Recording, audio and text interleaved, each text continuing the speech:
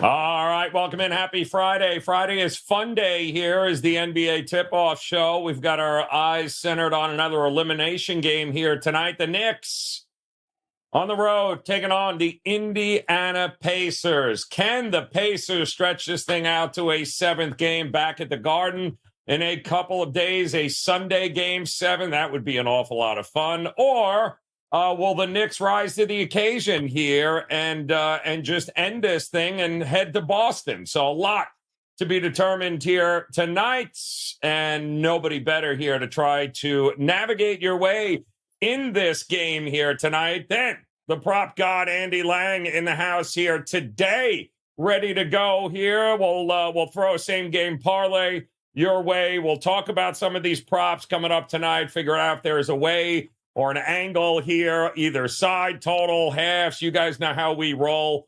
We'll figure out some way in order to make this a profitable evening. And good news is we got another Game 7 coming up. We've got another Game 6 tomorrow. So the weekend is going to be loaded with NBA action here, Andy. Quite actually the weekend here. We've got golfers being arrested.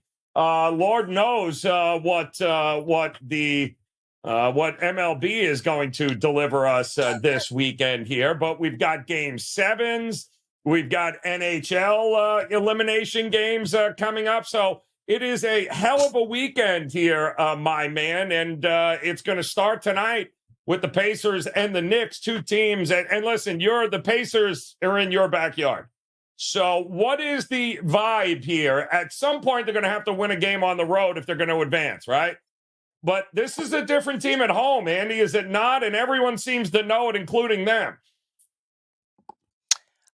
Yeah, you hit the nail on the head. I mean, these insane home road.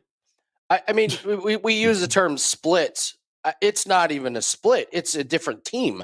They forget how to rebound. They forget how to pass. Halliburton just doesn't even want to shoot.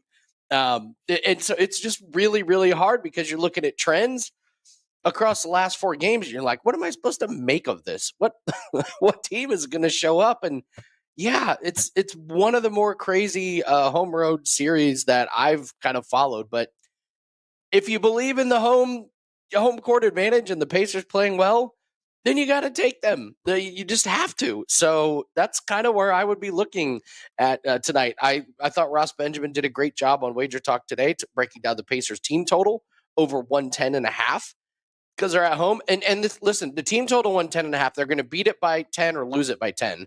Like, it's probably not going to just barely get to 110. You know, it's just the Pacers are either going to be lights out shooting or they're going to get blown off the court. I tend to think that this goes to Game 7. So I think the Pacers win. I think they play really, really well. And if you're playing the side, it's got to be the Pacers. I'm with you. And it was funny, Andy, because earlier today I saw the line move to down to 5. It was 6.5 even a day or so ago, because I know a lot of guys that were jumping in Knicks plus 6.5, and then all of a sudden it's gone nothing but Knicks way, and it feels like we've got a very public dog in our hands here tonight with the New York Knicks here, because I'm seeing percentage of tickets, percentage of money, all on the New York Knicks here. However, once this thing bottomed out at 5, it looks like we're starting to get 5.5s in the market now again. So here comes the money on the Pacers once again, pushing it up. But it certainly feels like the public thinks, well, they certainly did. 6.5, 6, 5.5 was a little much, but it looks like the buyback with the Pacers is on his way. And I think you nailed it, right? If the Pacers are going to win this game, it's probably not going to be 101-99. Just throwing it out there. The Pacers win this game, it's going to be 121-87. And we're going to a game. And I don't even think the question is whether or not the Pacers can win this game or even cover this game, because, yes, I think if they win, they cover for sure. The question is, what the hell are they going to do in a Game 7 anyway, Andy? I mean, at some point, they've got to win on the road. Otherwise, all of this is just an exercise for Boston anyway. And I hate them. I still think the Pacers are going to give Boston a better run for their money than the depleted Knicks are. Are you on that same page? Yeah, I mean, if you're trying to compete with Boston, the Pacers just have waves of players that they can throw at them. I do agree. A depleted New York Knicks team, they would need Boston to absolutely melt in several games, because if Boston plays as good as they can, which is always a tough ask. Just ask any Boston fan. You ask me what happens if it goes to Game 7. Well, the Pacers will do what they do, is they just won't show up. Like, if they win tonight, save the money on the flight and just don't show up. We know what's going to happen. Like, listen, if you're looking to build a bankroll, you're praying for a Pacers win tonight, because then you just like hammer the Knicks in Game 7. Just hammer. You'll get passive Tyrese Halliburton. You'll get the rotation that doesn't make any sense sometimes. And you'll get Nembhard trying to guard Brunson one-on-one, because that works at MSG. So, yeah, if you're better, you're praying for a win tonight, just because of all the opportunities that would present itself from fading my Pacers. Can I say this? I get that the Pacers look weird in this play. They look great, and then they look bad. Deservedly so. They get some criticism. This team has overachieved. Do you know what their win total was for this year? 38.5. This is a good season for the Pacers. That was, by the way, my favorite future. Actually, my second favorite was the Knicks over their win total. We cashed both of those. But, like, this is a good season for the Pacers. They overachieved. They're still building the team. They got Pascal Siakam late. It's been bumpy in the postseason, but this has been a success. All my Pacers fans, this is kind of playing with house money here a little bit. I think this is a really, really positive step in the right direction for them. Valuable experience in the playoffs. You can't speak enough about being able to get these minutes and get these young guys, just kind of experience, as clunky as they look sometimes. So I would just say, yeah, the Pacers, while they don't look good sometimes, this has been a good season for them. Shout out to the chat rooms here today. The host of Las Vegas hanging out, doing a little day drinking on Instagram. Always a pleasure to see you, JoJo. Joey's in the house over there. M. Davis 6300 in the house on Instagram. Shout out to Chris Ostro in YouTube Shorts there, who is scratching his head saying, listen, I thought Minnesota had a chance last night, but good Christ, what was that? That was, that's what they call a giant ass whooping, Chris, is what that was. And it also, to me, looked like we threw the white flag in at half with Denver and good old, it all looked like they were like, you know what? Game 7's happening at this point. There is absolutely no need to exert any more energy than needed there last night. Kind of feels like Indiana did that too in that Game 5 drubbing of a 30-point blowout there by the Knicks there. It kind of felt like the Pacers punted and said, all right, yeah, we're good. We'll just have to win one more at our house and come back here. Shout out to Kelsey today, finally showing up on time here, liking the shirt. You're welcome. Thank you very much, Kelsey. I wore it for you because I knew you'd be here, as always. And Titan CT in the house. Have is here. And no more Obi topping over on points. It is now John Divide It, Don't Hide It, Finley in the house. You missed it yesterday, Andy. John, there was a big discussion in the chat room about what Chardonnay goes best with Ambien. And it figures, it looks like John is going to divide it now and not hide it, Finley, in the chat room. So this is going to go hard left on a Friday there. Isaac Smith in the house. Eric D is here. Yes, they get progressively crazier as the week goes on, I've noticed, Andy, here in the chat room. Have you noticed that as well? Absolutely. Starts off slow on Monday. He kind of picks up pace. Thursday, you can see the weekend in sight. And then Friday, it's just throw caution to the wind. Yes. Saturday, we're going to Total Wine and looking for what Chardonnay goes best with my Ambien tonight. So there we go. We've got a lot here going on. We've got plenty happening in the chat room, as you can see. Don't forget to hit that thumbs up, that like button. We'd certainly appreciate it. And those of you joining us on IG there with your beverage in hand, don't forget to follow us there. We certainly appreciate it. And let's dive into some of these props that we've got in this game coming up, Andy, because I got to tell you, the Knicks, they were good in that last game at home, but what's amazing to me is that the pace is not slowing down here in any way, shape, or form. The possessions, the pace, the opportunities are there. What happened in that game 5, which I don't think is going to happen here, is that I don't think the Pacers are going to get out-rebounded 53-29 in the game. I don't think that's going to happen because the Knicks weren't just grabbing the rebounds and then, trying to draw the clock out. The Knicks had no problem running with the Pacers because the Pacers run miss. Knicks would get the rebound and they'd go in transition as well. So I do favor a lot of the over props here tonight because I don't think possessions or pace is going to be a problem for guys. But that was a huge difference on the boards for the Knicks. Are you looking to take advantage of any of those types of props in this game on either side? Take the over on Nembhard missed box outs. If that Yes. the next time that guy boxes anybody out will be the first.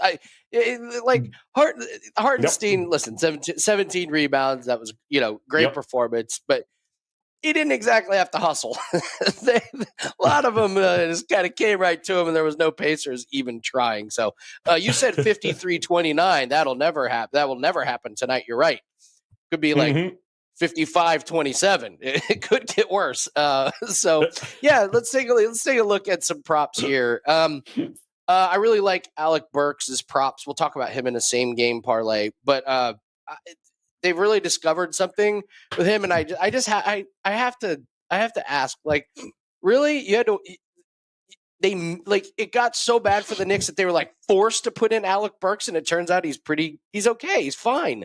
Put him in for 20, 25 minutes. Why weren't they using this guy before? He's serviceable. I don't understand the lack of minutes that he's gotten, but the books have already moved this total from 10.5 points up to 11.5 points. I think you can look at over 1.5 3-pointers. Somebody from the chat on WagerTalk today pointed that out. He's going to get minutes. The last 3 games, his minutes are solidified. He's shooting 50% from 3-pointers, and he's earned the trust. That's huge. When you got these bench guys, you give them a chance. If they reward the coaching staff and the players with a good performance, they're going to get minutes. So I think he's a really good play tonight. And listen, if you believe that the Pacers are going to win this game, then you have to, as much as it may pain you to do it, you have to look at Tyrese Halliburton over his points because they're just not going to win. They're not going to win these games without him going ballistic. So it's 21.5. I think if you believe in that, you also have. Now, I will say the 3.5 3-pointers is pretty crazy. Him to get to 4 3-pointers. That being said, he has done it 3 out of the last 4 games. But I would start looking at his points in this one. If you have a sports book that has Ben Shepherd props, I have been cashing on his points, rebounds, and assists, but they've been tough to find. If you can find 7.5, take the 7.5. If it's 8.5, lay off. But Ben Shepherd's been pretty good coming off the bench, grabbing those. And then TJ McConnell at home seems to be pretty good. His point total is 18.5. He smoked this in 3 out of the last 4 games, 8 out of the last 10 games. He's been really good, and when he's on, he's been a real terror to the Knicks. So I would look at those. I do not know what to expect from Jalen Brunson in this one. His point total just is so high that everything would have to go right. Could he drop another 40-point game? Of course he could, but don't forget, his last 44-point game, 3 games before, 29, 26, and 18, so nowhere close. So those are some points, some props I'd look at. Same game parlay. This one is plus 156 on DraftKings.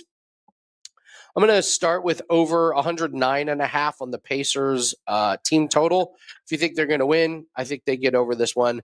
And I'm going to play with Alec Burks to hit 1 3-pointer and Josh Hart to hit at least 1 3-pointer. So those are some alt lines. Those guys are good for 1 in pretty much every game. They're getting the attempts. They'll certainly, if the pace is up, they're certainly going to get the attempts tonight. So plus 156, Pacers over 109.5. Alec Burks to hit 1 plus 3-pointer and Josh Hart to hit 1 plus 3-pointer. Yeah, I'm looking at the Brunson. Let's see, his points and assists is 40.5 here. I wouldn't look at any rebounds, high. But man, that is ridiculous here. But he had 35 shots in game 5. Like he took Every time he touched the ball, he chucked it up. So he was, I mean, that's an absurd number, Andy, there with him. So do we get enough points where, does he become a facilitator in this one is what's going to be interesting here. If the shots aren't falling, Andy, right? Is he concentrating more on becoming a facilitator? Maybe a Brunson over on just the assists might not be a bad look, but my goodness. I mean, this is the kind of number we would have seen when he was playing the Sixers. Sorry, Dan. But this was the kind of, you know what I mean? This kind of number, like he was taking on the Sixers and just torching them for all it was worth here. But that's a lot of points and assists for a game that their team total, Andy, in this, just so to give guys perspective here, I'm seeing their team total about 105 and a half. Does that sound about right with the Knicks? Unless it's 105 and a half. How many is he going to have? That sounds right. I mean, I don't know.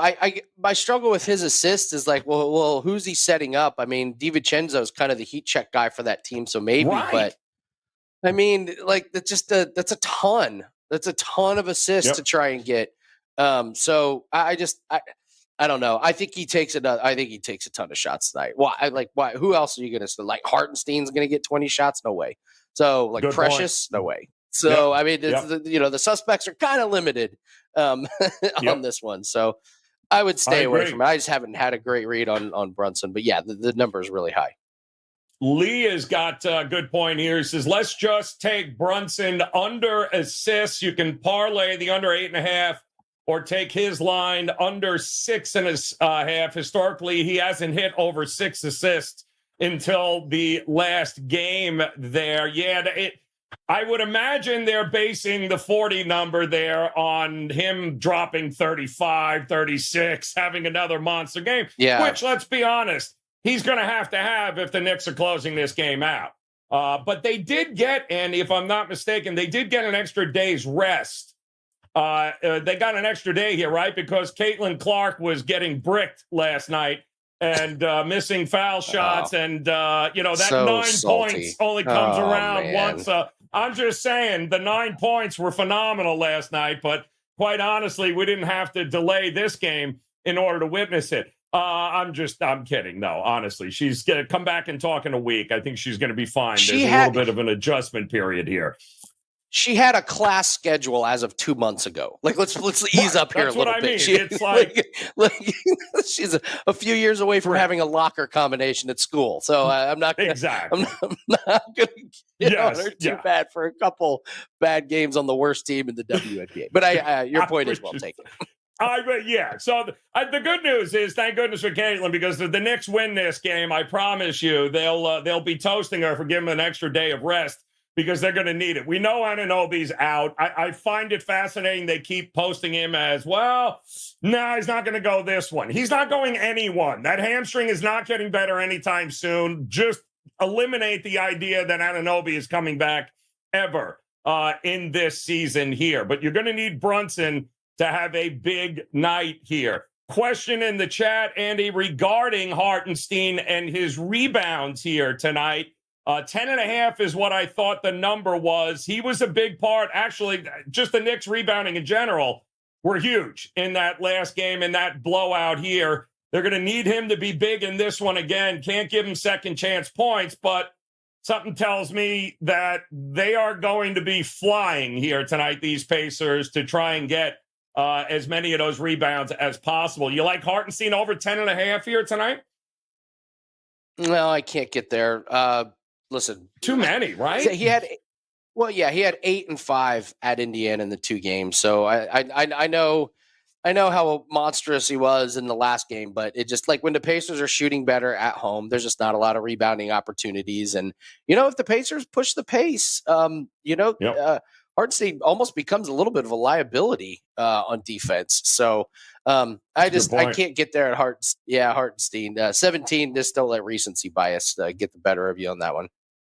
Yeah, no, that's a big number. But we mentioned this during the week. As a matter of fact, last Friday, Andy, right? I was on the show with Teddy Covers and RC Ronald Cabang. And, I said, listen, don't sleep on good old Alec Burks here. He's going to get more minutes here. He's going to have to bomb away, and he's been absolutely money since he's actually gotten those minutes here. And it looks like a lot of people are scared off tonight, going, it just seems too easy for Burks here tonight. What's his number? 9.5? Is that what we're seeing here? It feels like points is already up to, points is already up to 11.5. They moved it up to 11.5. So it's definitely kind of cat's out of the bag on that one. The 1.5 3-pointers made is still available. He's 9 of 18.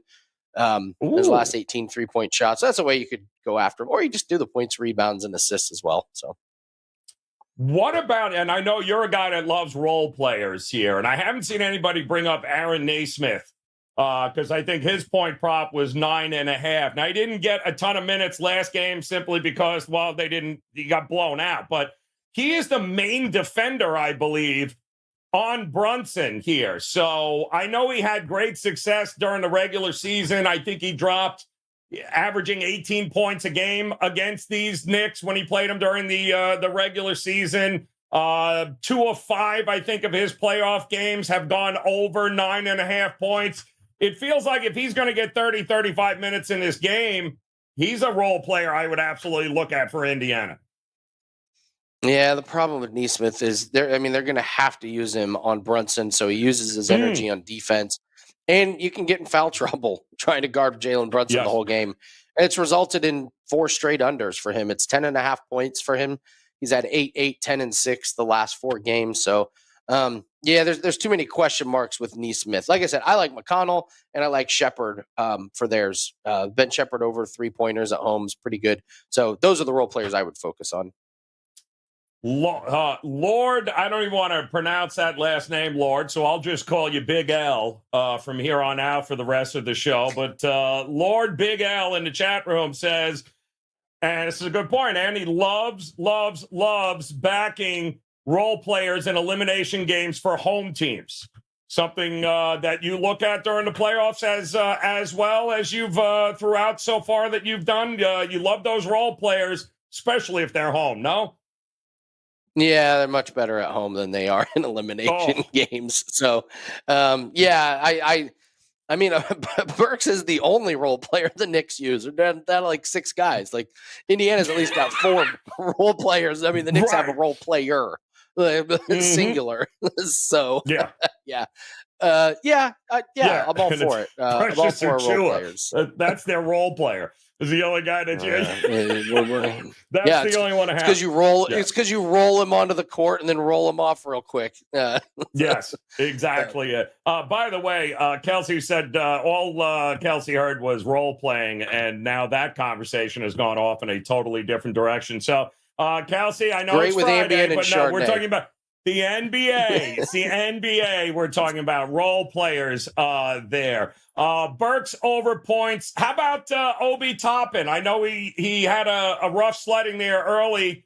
He was cash money for the first couple there, Andy. But is he worth taking a look back at here tonight, in your opinion? Yeah, he's been a frustrating, inconsistent guy, and that's that's kind of what you get from guys like Obi Toppin. Is just you don't get it night in and night out. Really good couple of games to start the series and a 6-point. 6 points, rebounds, and assist game. I have nothing on Obi Toppin. I know somebody pointed out that he went under his point total last game, but he made a 3-pointer that would have gotten him over, but they called it like a screen on the other side or something. There was kind of a weird foul that took away a made 3-pointer that he could have gone over. So I don't know. Yes. I won't be betting on Obi Toppin though. No, listen, I can't. There's no part of me that wants to sweat out backing Obi Toppin props and Alec Burks props. Yeah. There's only so much Chardonnay a man can drink here, I think, Kelsey, right? Am I right? In a game, my goodness here. Unbelievable there. Also, Chris points out the ref in the game here tonight is the same ref that was in that first kicked ball game, I believe, for the Knicks, right? The Pacers game where It is exactly the same ref. Now, if I'm not mistaken, the 2-minute report, they all admitted they screwed that up, right? They actually came out and admitted. So will there be a makeup call? There's a good question for the chat room. What are we thinking here, guys? Will there be a situation where, hey, don't worry about it. Sorry, Indiana, we know we screwed you, but we're going to go ahead and make this up to you here tonight, as I just want to make sure it's Dolby, Guthrie, and Zarba tonight is your ref crew for those that follow that. Yeah, that would, I hate to break it, but if the Indiana Pacers had their way tonight, Andy, they want nothing to do with a friendly ref. They would rather be up 20 points and could very well be up 20 because what if, Andy, it's a double-digit lead or, they're up 12, 13, 14 points here. You got to think the Knicks are like, where do they draw the line in the sand where the Knicks are like, all right, we'll play for Game 7. We saw Denver do it last night. We saw Denver just go, we're good. We're good here. And you kind of feel with the home team winning every game in this series, that's the other thing we might have to guard against. Yeah, I'm not too worried about the referee. I mean, let me point this out. The referees are in such a no-win situation. So if they miss some calls and it goes in the Pacers' favor, they're going to be like, well, there's hometown cooking. But if they make some calls that go against Knicks, like, well, they won a Game 7. So no matter what happens, there's a conspiracy. You're here. screwed. Like, so these poor guys, no matter what happens, they are just in a no-win situation. So I wouldn't worry too much about the refs. There's really not much you can do. I mean, does anyone remember that when they talk about the kickball and the illegal screen? Doesn't everybody remember when they called Jalen Brunson for a foul where he went crashing into Miles Turner and then they reviewed it, overturned it? That was the worst of it. Like you can make a mistake in the moment, but to review that one and then say, get it wrong. No, and then say minimal contact. Miles Turner's like holding his ribs, like, man, you're like, got me there. Minimal contact. So no, I don't worry about the refs too. I don't worry about the refs too much. No, we do seem to have a lot of, it looks like over, full game over, 215 and a half seems to be a consensus here. I'll tell you, last night we really liked that first half under in the game. In that one there, sorry, Kevin. Kevin's like, please no first half plays, but if it ain't broke, we don't fix it here, Kev. Under last night, 105 and a half. I just didn't think the Denver Nuggets would be the one scoring 40 points. But thank you to them for that. And in the last 3 home games here, in fact, all season long, 63 points is what the Indiana Pacers averaged at home, Andy, in the first half. They have absolutely dominated in the first half in this series at home here. They're number 56 and a half in the first half. Why would I not think they're capable of another 60-point effort here tonight? The Knicks aren't all of a sudden going to turn up the heat defensively. They're going to come out running. They're going to come out gunning. They're not going to slow down here. So I'm expecting another 60-point performance in the first half by Indiana. And then the only question is, the Knicks team total is 53 and a half. Does this thing fly over in the first half? How much offense are we expecting early in this game, Andy? Well, if it's up to the Pacers, they want a lot. I mean, the Pacers, like it feels like they give up on defense sometimes just to get out and run. And which is, you do have to at least try on defense a little bit. So, yeah, it's at home. First half over. Crowd's going to be amped. The players are going to be amped. That's when the Knicks are going to have the most energy. So, yeah, if there's a play in the first half, it's certainly the over. Russell coming in saying, Chardonnay and Ambien yesterday, Kink today. It's a hell of a show. You're absolutely correct. But don't confuse it. That is the chat room. Don't bring us into their shenanigans, all right? Do not paint us with that brush, all right? Also, he brings up a good point here, Andy, today. Russell saying Halliburton leading scorer plus 1,100, 11-1 for Halliburton being the leading scorer here tonight. We haven't talked much about him. This feels like the kind of game he's going to need to rise to the occasion. It's at home, which we know he's got a pretty good track record written. That may not be bad at 11-1. 11-1. Yeah, it's pretty juicy. You would be banking on a Pacers blowout where Brunson's terrible and then sits, in the fourth. But yeah, I can see there. Listen, I'm not mad at the price. I'm not going to get on you for playing an 11-1. But yeah, Brunson, I'm guessing, is the clear favorite. I mean, just look at the points totals the books have out. Like Halliburton's like 21.5, Brunson's like 34.5. So that kind of tells you all you need to know. I mean, shot attempts, it's going to be Brunson all day long. So he would have to have a pretty horrific shooting night, which could happen on the road. It could happen. So, yeah, if you think the Knicks can score enough here, and 105.5 is their team total for the full game, I don't see how this game doesn't go over either. And it opened at 217, Andy, and the initial push was to the under. And now we're starting to see, again, a little bit of a pushback on the total here a little bit. I don't think the Pacers give a crap that it's an elimination game. Are you worried about experience with that? Like, I think they only know how to play one gear, one way. I don't see there being, they got Carlisle's a pretty damn good coach here. The fact, like you said, their win total was 38.5 this year. We all cashed tickets on it. And we cashed it rather early here. I don't think at this point they give a crap whether they're going to play their game in their building in which they haven't lost in quite a while. So I don't think experience matters to them much. Are you on that page? Yeah, I mean, it's not like the Knicks are that experienced. I mean, it's not like these guys are, making the Eastern Conference Championship. The Pacers look their worst on the road, so they're at home. So I would say their confidence is probably pretty high, and they're playing with house money at this point. So, yeah, no, that doesn't worry me too much. We have also, don't forget, we got a pretty interesting game coming up. We got two interesting games, maybe a third one coming in the NBA over the weekend, Andy. And a lot of guys on the show this week all pointed to that Game 5 on the road for OKC, and a lot of people thought, if Dallas wins on the road, Game 5 goes up 3-2, they go back home, it's probably over for OKC here. I always thought this thing was going 7. To me, this has got zigzag written all over it. But certainly Dallas finds themselves in the driver's seat here. And tomorrow, all I have seen is nothing but Dallas money coming in, except it's down to 3.5. It was up as far as 4. I'm seeing 3.5s.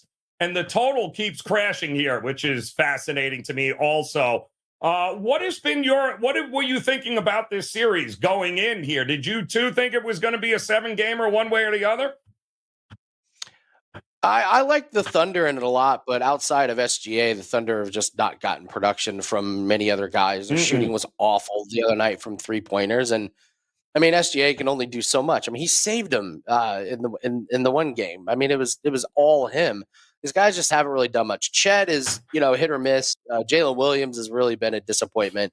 And the lack of size inside is really kind of rearing its ugly head. So, giving up one alley-oop is one thing, but giving up just alley-oop after alley-oop after alley-oop. So the Lively and Gafford combo has done well for him. But listen, it's the NBA. It comes down to who is hot from 3-pointers. Like, that's kind of one of the weird things about in the playoffs. Like, Oklahoma could easily just be the hot team from 3-pointers. So, I don't think I have a strong opinion on the side or total in this one. But yeah, you would lean Dallas, but sometimes when everybody thinks one thing's going to happen, that's when the books clean up.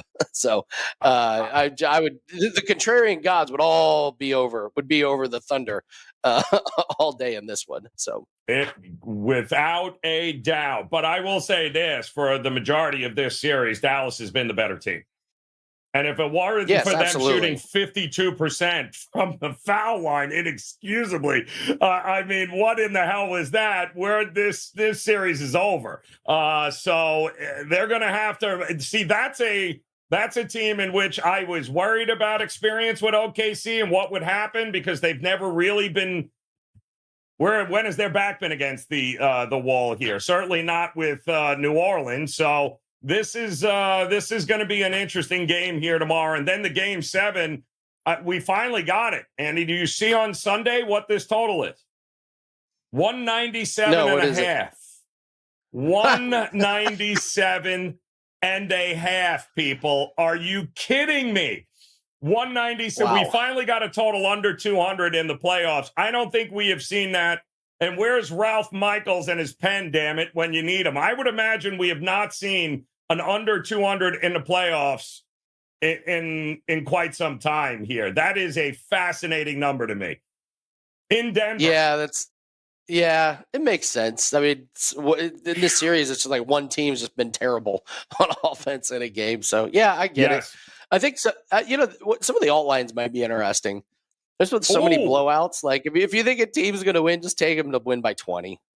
Why not? Like, it feels like that's just been this kind of series. So, just like, I mean, you would like to think these games would be close, but they just really haven't been. So, and then, I guess game 7, the other team's not going to throw in the towel. Like, Denver knew the game was over real early. So it's like, let's just save our energy and move on. But yeah, alt lines might be interesting. You probably get some really nice odds on that. I'm thinking big time. I'm with you there, Andy. I mean, the alt market might not be a bad look depending on who you think is going to win that game. Because if I'm not, what's the closest game been in that series, Andy? Has any of them? Man, let me look. Let me pull it up here real quick. Chat room, what has been the closest game in that Denver and Minnesota series? Every one of them seems like it's been pretty 115-107.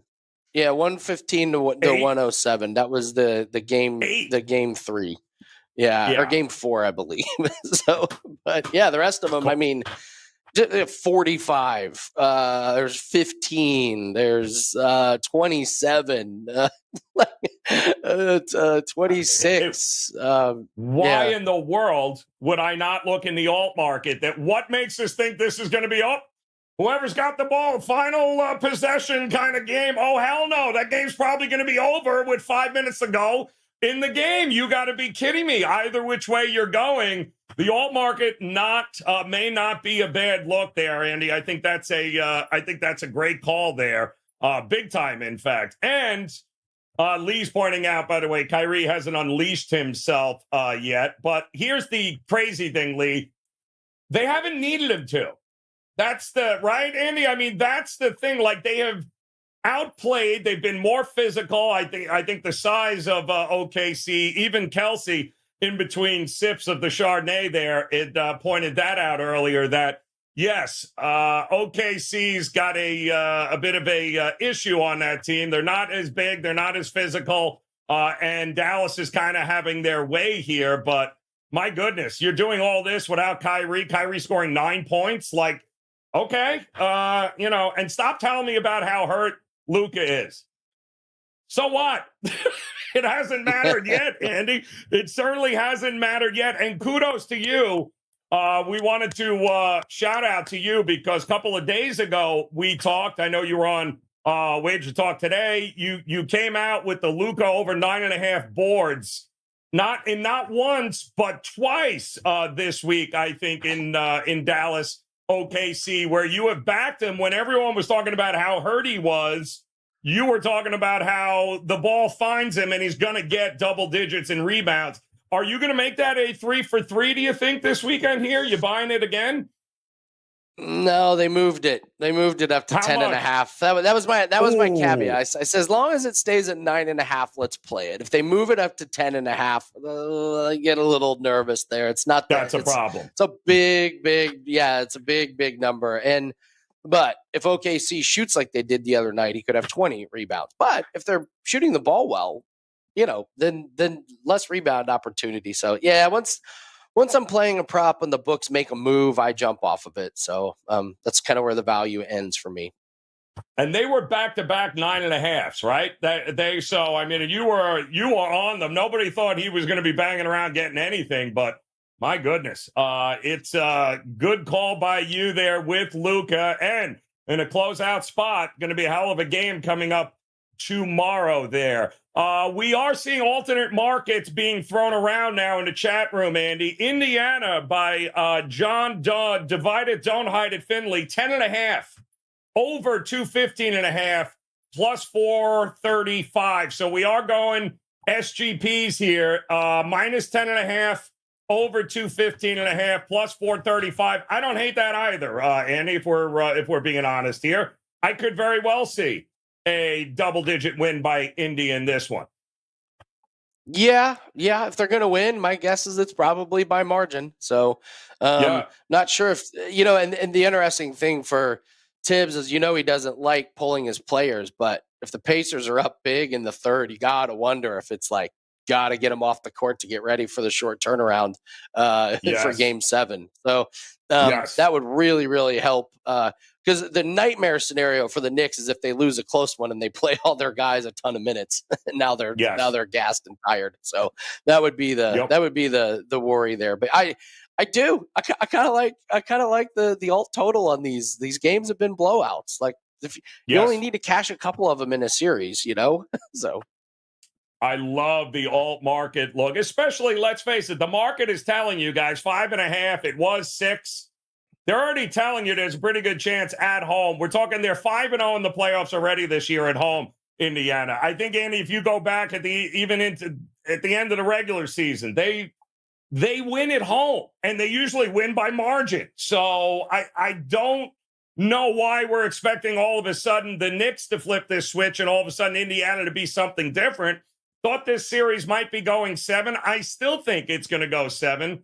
And there's no way to me it's going to be one of these final bucket kind of games where, Indiana wins by 2. Oh, hell no. Neither of these teams play. Again, another one of these series where we've seen nothing like that here. And I do think there's going to be an opportunity in the alt market here tonight for those of you like John is doing here with the minus 10.5 over 215.5. Are you correlating the idea Knicks and under 2? I guess that would make the most sense in this game here tonight. If you think the Knicks are going to win, maybe fade some of the Pacer guys under their props as well, Andy? Yeah, if the Knicks win, you got to believe the Pacers just fall flat and get nothing going on offense. And, and I don't think the Knicks win a 125-120 game. They win a 110-96, type of game. So, the Pacers will win, it's over. If the Knicks win, probably under. Shout out to Shay Montana. Oh, hell no, Shay. You know exactly what we're talking about. There in the chat room there. How about McBride? Some questions about, let's face it, he's been straight up here, but are we actually trusting McBride to set enough ball screens for Brunson to get things open for him? Because he is a better scoring threat than what Achua is, although it was brought to our attention earlier in the chat room, and I want to give credit to the person who brought it up, which I thought it was Lee.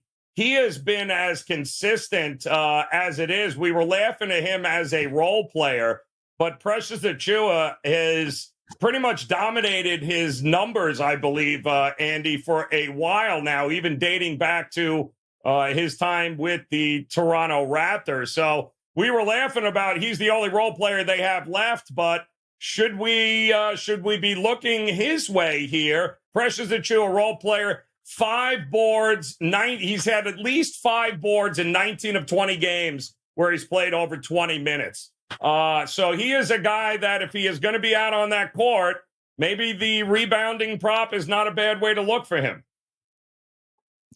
Yeah, I'm not trusting this. Is he going to be out is enough? That's the question. Are you going to have him out on the court if you're the Knicks? Because Mitchell's not there. If something happens to Hartenstein, what choice do you have? Well, yeah, that's true. So I don't know what they're going to do with Miles McBride. I mean, if it's Tom Thibodeau, he doesn't want to put him out there. He was good. He was pretty good. When they gave him more minutes. So I guess if you subscribe to the notion of like, they trust him, then go for it. But I don't know. I'll stay away from it. Trust is a necessity, though. Like there's a difference between trust and I don't have anybody else on the bench. What the hell are we supposed to do at this particular point? And there's no reinforcements coming, which guys, really, if we're looking ahead, the Celtics just have to be laughing right now and looking at these dudes. The Celtics are going to sit back and watch, be like, oh, you guys are going to have a game 7. That's great. Knock yourselves out. It'd be great. We'll be ready to eliminate you. We'll lose game 2 and make you feel like you have a shot here. And then we're going to sweep your ass out in 5 and get ready for the West. So altogether, it should be a very interesting Eastern Conference Finals with either of these two teams here. A couple of final guys are asking, Andy, DiVincenzo here tonight. Is he the guy that leads the charge for him? I mean, you'll know early if he gets hot, then they'll start feeding him and he'll go crazy. But he's another guy that's just a lot better at home. So, no, I don't know. My gut tells me this goes to game 7. And so I'm just finding it hard to take overs on Knicks players. Maybe I'm wrong, but I don't have the stomach to take the overs when the Pacers have been so good at home in the series. The ticket prices, we're being told at the Garden, have been out of control. And if it is a game 7, Andy, I can't even imagine what that might be there. The Celtics, again, provided they don't shoot themselves in the foot, will be representing the East. I think we're all fairly certain of that. And confirmation, by the way, he has, in fact, Precious Achiuwa, 5 boards in this series in both blowouts. And it's really been that way since OG has been out. So he's racking up minutes and he's racking up boards. So may not be a bad look there, guys, with Precious Achiuwa again. As Thibs looks down that bench, he goes, what's my choice here at this particular point? We didn't mention Hart, by the way. And his rebounding props have been over the top for a while now here, too. He seems to be the forgotten third guy here, but is he somebody we're looking to fade maybe in this spot on the road, Andy? Or is he a guy that you think might have a pathway to having a monster night and maybe look to back his overs? You just kind of do the rebounds. I would go by right? It's I don't know. He hasn't been good the last couple games, but this just feels like this kind of feels like a Josh Hart. I don't know. Josh Hart and DiVincenzo. I love the moxie on those guys. I mean, those are the kind of guys the Pacers do not have. Like Nesmith should be that guy, but he just hasn't really. You've seen a couple times when they have it, but Hart and DiVincenzo are the guys that have the onions to come in and throw their muscle around and on the road. But it's kind of strange that Josh Hart his rebounds have just kind of fallen off. I mean, he went from 13, 15, and 18 to 3 and 11. That's what I'm saying. Yeah. It's tough. It's a really, really tough one. I probably am not going to get to the window on that one. No, Hart has been a guy where every time he has a monster game, we're like, oh, I can't believe I didn't look at him. And then when he shits the bed, we're like, thank God I didn't end up looking at him, because there's absolutely no consistency with any of these Knick guys, even Brunson, because the market is just so all over him. Like, my goodness, tough there. One final guy, Siakam, 21.5 points here tonight. He has been, since Anunoby has gone down, I think he scored, he could get 22 points tonight, right? He scored 14 on 7 of 9 in the blowout game, right? And he didn't play pretty much in the second half. But I think he's gotten over this number, 26 point, right? 22 points. Any reason why Siakam can't have success in this one either? The books have lowered. I talked about Siakam taking his under points, rebounds, and assists, but the books have got it down to 32.5. That's pretty good. Here's an interesting one from Siakam. Under 2.5 assists is plus 136. He's gone under 2.5 assists in 4 games. Come on, Siakam, pass the ball. Really? Who do you think you are, Michael Porter? Yeah. Wow. But, well, his team is missing shots, but under 2.5 assists for a guy that plays that many minutes. Like you don't fall into 3 assist. Wow. The other guy that's been, the other, it's a little juicy now, but Nemhart over 3.5 assists. The books keep teetering between 3.5 assists and 4, but Nemhart like always lands on 4. He just always lands on 4. So if you find 3.5, take it. If you take the over. If you find 4.5, take the under. You might middle it if he ends on 4 again. 33.5 is Siakam's PRA. It looks like 33.5, and there are guys screaming, "Oh hell no, he can't be trusted under 33.5 with his PRA." I would just look at his points because in this kind of game here, 22 points is not a huge stretch for Siakam to get in this game. But I love your look, Andy. Plus money under his assist. Between him and Brunson, I don't know who else is going to have a shot here tonight. Brunson's going to shoot everything, and Siakam is going to want to get involved in this game at some particular point. So should very well be interesting. It is Friday, Andy. There are questions regarding your darts playing here. Do we have any darts tonight? What do you got coming up this weekend? Okay, so darts. Joe, you got to admit, there's no way that the Detroit offices and Johnny Detroit would be dealing with grading darts 5% plays. But we hit another one yesterday. So for you guys that are just watching, when I asked them to put the darts category on the back end, they were like, "What in the blue hell are you talking about?" So it was hilarious. But we're up 20 units in darts. So every Thursday, it's called the Premier League of Darts, and it's been a home run for them and for us. Like, it's been an insane season.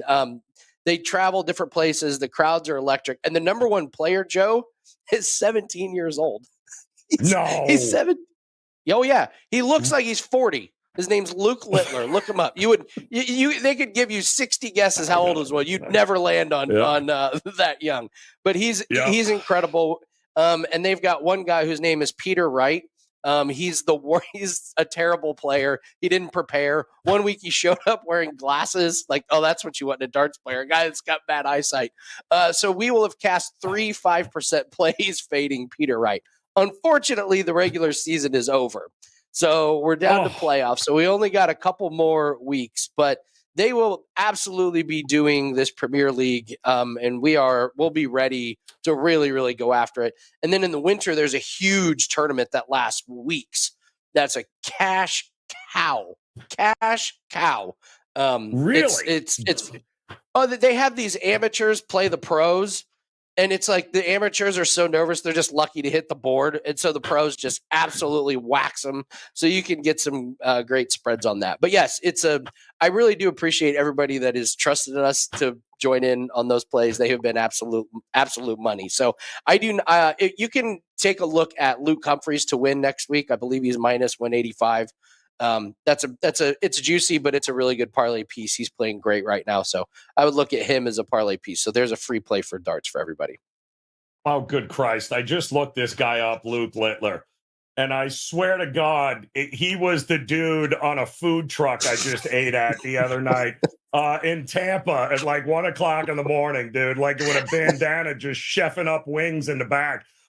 He's 17. Please tell me he's a teenager. Yeah. Wow. Did not see that. Did not see that coming, guys. You got to take a look at this because it's Luke Littler. Look it up. He was born in 2007. Joe, he was born in 2007. Dude's working a food truck. Darts player. The other hilarious play that we cashed on was there was a guy who missed the week 2 weeks ago because he got injured. So we were able to fade a darts player coming off of injury. I can't. I absolutely can't. Yeah. I can't. Yeah. That is fantastic.